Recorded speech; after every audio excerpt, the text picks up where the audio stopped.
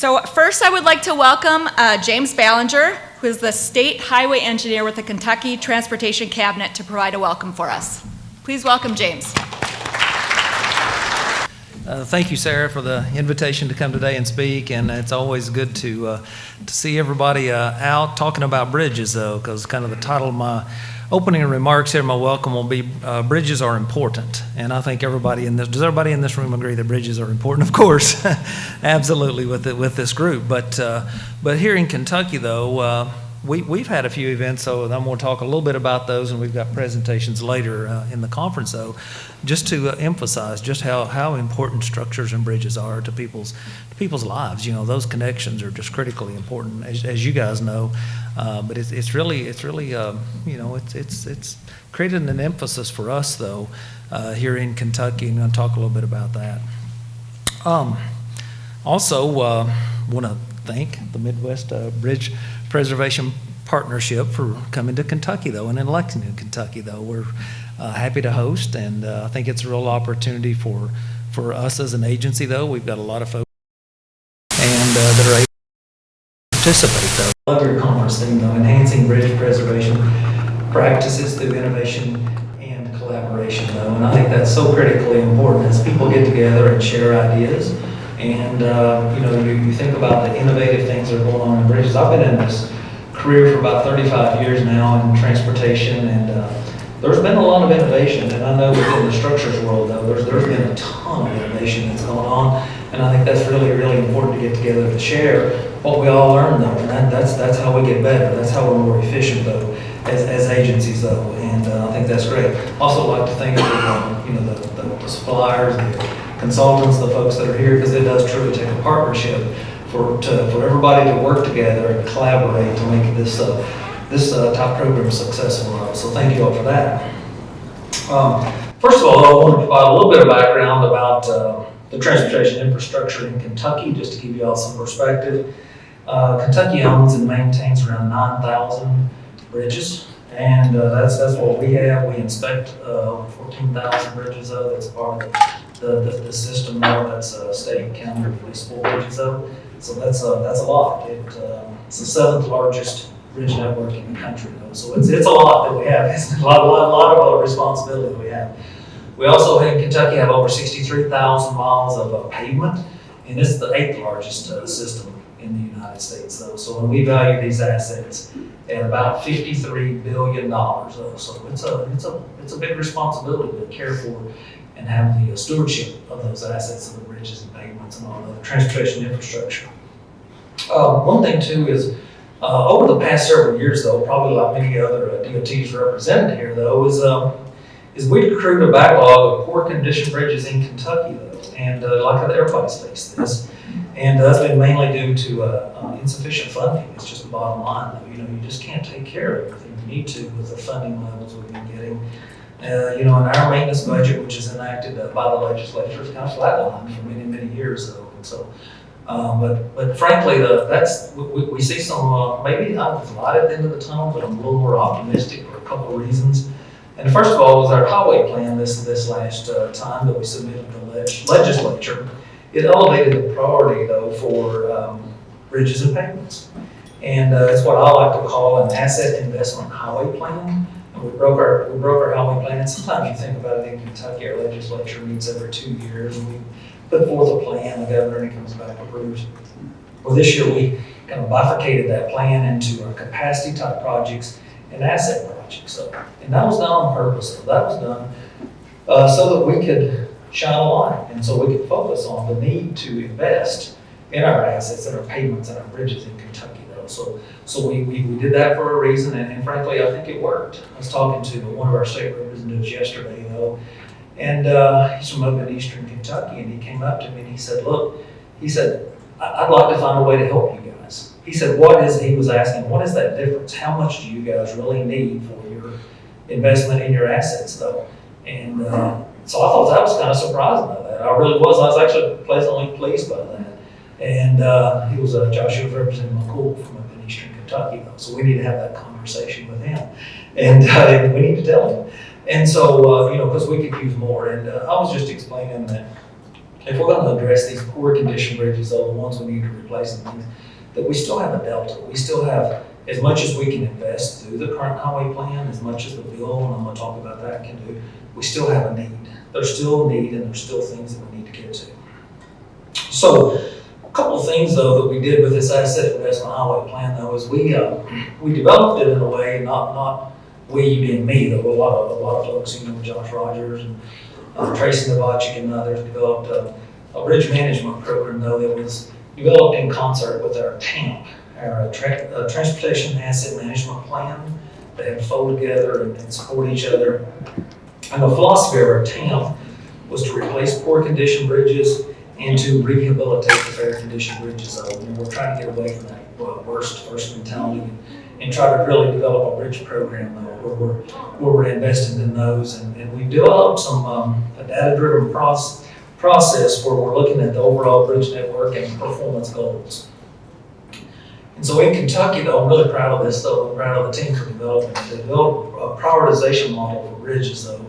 It considers things like mobility impacts, asset condition, anticipated deterioration of the asset risk, and then the benefits, the overall benefits. So I think it's working so far. It's kind of new to look at things like that. And when we talk to our leadership, talk to our legislators, we talk about those things, about asset management of our infrastructure. We talk about prioritization. We talk about the need for more investment, though. So we're starting to use that kind of a language with those guys to talk about the existing assets that we have. It's not just about a new bypass or a new project somewhere, though. So we're trying to put a focus on that. What's also helped is the bipartisan infrastructure law. It's really made a difference, though.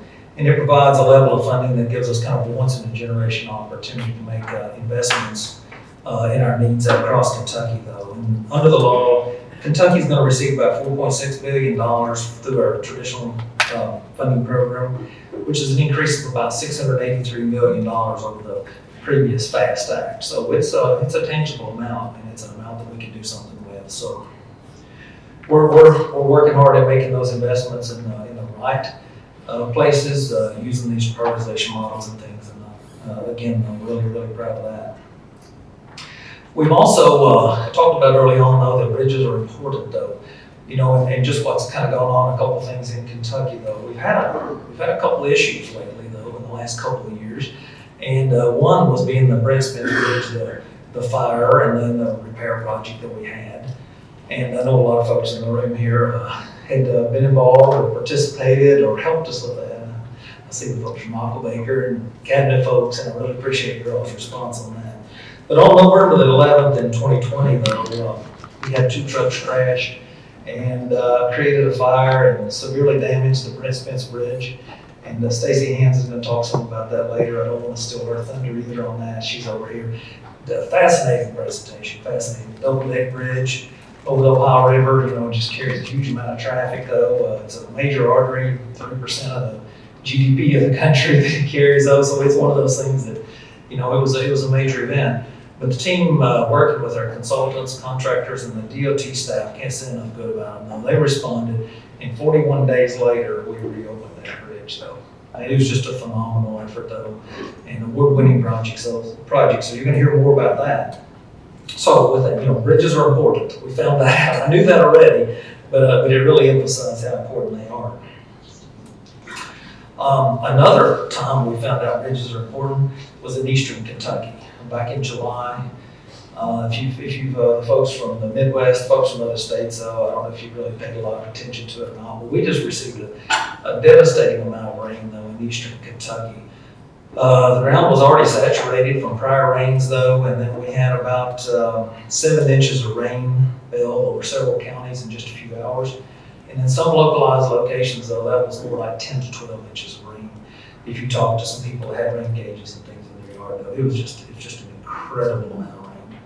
And it's just hard to describe the catastrophic damage that this event did to our infrastructure, though, to our roads and our bridges and things. So, and then again, I don't want to steal Josh Rogers' thunder, but this is a teaser, though. Josh Rogers is going to talk about the response, though, our director of maintenance. So I think tomorrow, isn't it, Josh? That's when that is. So be looking for his presentation there. But mean, it was a catastrophic event. There was 43 people lost their lives, and we still looking. We still haven't found one person in Kentucky though. So, that was a major event.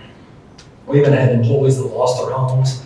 And one thing is, we were up there the Friday after it kind of happened on Thursday, Wednesday night, Thursday, we were up there on Friday. And some of these guys, they lost basically everything they had, and they were at work that Friday though. They were out trying to help people. So that just kind of shows you the kind of people that we have at the DOT, the public servants that they are. It was just really incredible though. Folks are having to tell them, no, go home and take care of your family first, and then you can help other people though. But that's just not what they would do though. They said, look, we've got to help. We've got to help our neighbors and our family and our communities though. So that's something that was really interesting. But the significant damage that was caused though, there was 166 bridges though. These public bridges though that require total replacement or a full deck replacement though, there's 166 on those. And then one other thing that I'd like to touch on is just the inspection effort that it took. It was just incredible. I see some folks back here that was on the ground that they're doing the inspections. There was 1,098 bridges though that were inspected in just 2 weeks. And that's a pretty monumental effort right there though. And I'd like to thank you all for what you all did though for that. It was just incredible though, to see that and then to identify that much damage, and then bridges that were gone, they were downstream somewhere, approaches washed out, scour. It was just a little bit of everything, the type of damage that they had. So, and then this kind of event just shows you how important bridges are. As you go into eastern Kentucky, for those unfamiliar though, it's a very rural place, a lot of coal mines, and you've got highways that kind of go along the rivers and along the creeks is kind of traditionally where the roads are. Then if you're going up the river or up the creek, when you need to go up the holler where a lot of people live, is you have to cross a bridge. You may go like off Kentucky 15, you might turn onto a 3 or 4 digit highway, and you might go on that and get a state route, and then there's these little fingers that go off everywhere. And these are all county roads, and there's always a bridge that goes across the creek to go up these hollers. And hundreds of people sometimes live up in these hollers, and you might go up that county road, and there may be several forks that go off of it, and maybe more bridges involved. And so whenever we got up there and found out that these folks couldn't get in and out. These bridges were damaged so severely all over eastern Kentucky that no way. And these are hollers, one way in and one way out.